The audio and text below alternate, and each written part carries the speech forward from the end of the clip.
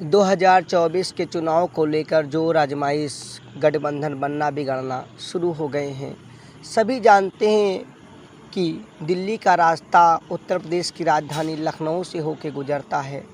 देश में सबसे अधिक उत्तर प्रदेश में 80 लोकसभा सीटें हैं और यही गणित तय करता है कि केंद्र में किसके हाथ में सत्ता आएगी और किसके हाथ से जाएगी। दूसरे नंबर पर बिहार है, फिर मध्य प्रदेश और महाराष्ट्र का नंबर आता है। अमित शाह ने दावा किया है कि वो इस बार उत्तर प्रदेश में अपने गठबंधन के साथ 80 सीटें जीतकर पूर्ण बहुमत की 300 प्लस की सरकार केंद्र में बनाएंगे। लेकिन चुनावी सर्वे जनगणमन में, जिसे एक समाचार चैनल ने कराया है, लोकसभा चुनाव में उत्तर प्रदेश की लोगों की नब्ज को टटोला गया है। इस सर्वे में यूपी में बीजेपी का दबदबा फिर नज़र आया है। लोकसभा चुनाव में अभी 1 साल नहीं से कम समय यानी 8 महीना टाइम बचा है। बीजेपी के खिलाफ गठबंधन और पटना से लेके चेन्नई तक कवायद तेज है। हालांकि इस प्रयास के बीच तमाम सर्वे ने फिर से बीजेपी सरकार के वापसी के संकेत दिए हैं। आज 2 जुलाई को महाराष्ट्र में बड़ा पॉलिटिकल उलटफेर हुआ है।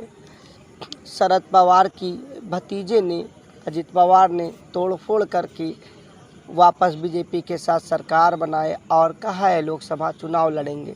हम बात कर रहे थे उत्तर प्रदेश में टाइम नाउ के जनगणमन शो के सर्वे की, जिसमें यूपी के अंदर बीजेपी का दबदबा एक बार फिर से 50.3% वोटों के साथ नज़र आया है। इस लिहाज से अगर देखा जाए तो उत्तर प्रदेश में बीजेपी को बम्पर यानी 68 से 72 सीटें मिल सकती हैं। वहीं इस सर्वे के अंदर समाजवादी पार्टी को 29.2 यानी समाजवादी को 4 से 8 सीटें मिल सकती हैं। यूपी में कभी अपनी सत्ता बिसात बिछाने वाली मायावती का एक निश्चित वोट बैंक है, लेकिन बीएसपी इस बार करीब 7% मतों के साथ फिसल गई है। लेकिन ये मत वोट बैंक सीट जिताने के समीकरण में काफ़ी पीछे चले गए हैं। इस सर्वे के मुताबिक उनके खाते में 3 से 4 सीटें जाने की संभावना है। लेकिन इस सर्वे के अंदर कांग्रेस की सबसे बुरी स्थिति नज़र आ रही है, यानी कांग्रेस को इस बार उत्तर प्रदेश की रायबरेली अमेठी में से केवल 1 सीट जाती हुई नज़र आ रही है। अमेठी में तो स्मृति ईरानी का कब्जा है, लेकिन क्या रायबरेली इस बार प्रियंका गांधी के नेतृत्व में बचा पाएगी कांग्रेस, ये भी सवाल है। खैर, निर्दलियों पे भी कांग्रेस जोर आजमाएगी।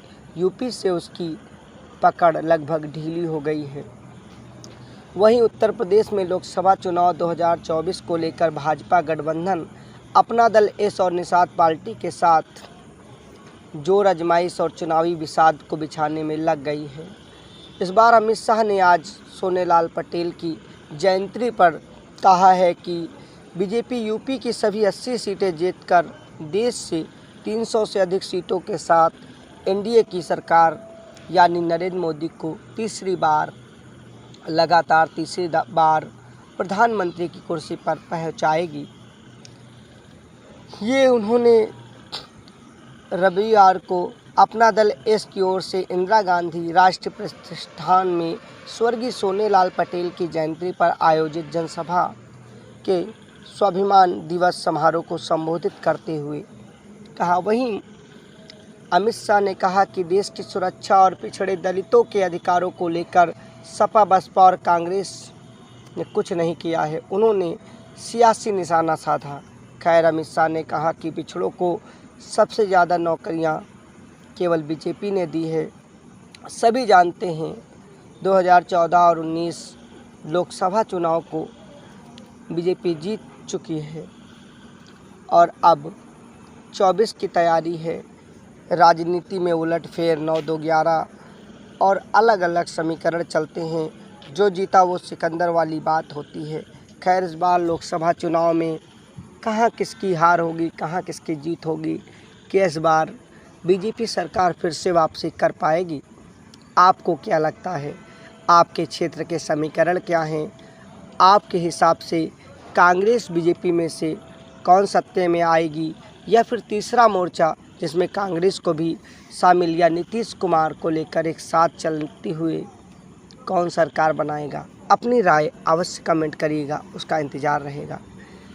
उत्तर प्रदेश से लेके देश की अलग अलग महत्वपूर्ण लोकसभा और विधानसभा सीटों पर विशाल की रिपोर्ट में आपको ज़मीनी स्तर की कवरेज मिलेगी।